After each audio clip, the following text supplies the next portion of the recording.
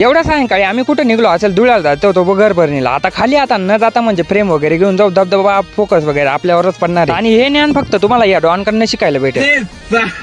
आरवीला गेलो ना, आपला संदीप पलान काही आवडतं घेत नव्हता. एवढा टाइमपास करत होता ना, इथं आम्हाला 8 वाजून गेले. कशी तरी भाऊला फ्रेम आवडली. आम्ही निघलो धुळ्याकडे. गाडी त्याची अँटिक पीस आणले होते. भाऊनी पुरी दुख चालत होती. तिकडून आहे ना फोनावर फोन येत होते. कोणाचे येत होते ते नाही माहिती, पण भाऊने अशी वाकड बबल्या केला ना, डायरेक्ट धपकन आम्ही धुळ्याला जाऊन पोहोचलो.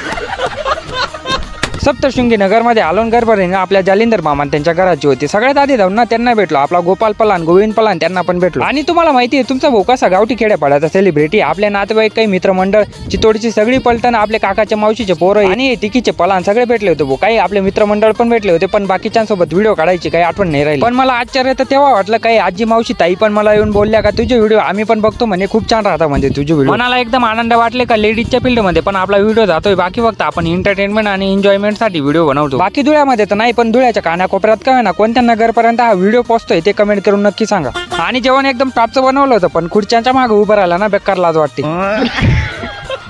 पण काय करणार, शेवट पोटाचा प्रश्न आहे. मस्त दबाके पोटाबा करून घेतला. मस्त थोडा वेळ थांबलो होती तर आपल्या कुणाल बाबला ना लगेच झोप लागायला लागली. मग तुरू निघलो घराकडे. घरी येते तर आम्हाला तरी 12 वाजून गेले होते. या पलवानांनी मला घरी सोडून दिलं. आता ते जातील सोनवाडीला. चला तुम्ही पटकन फॉलो करा.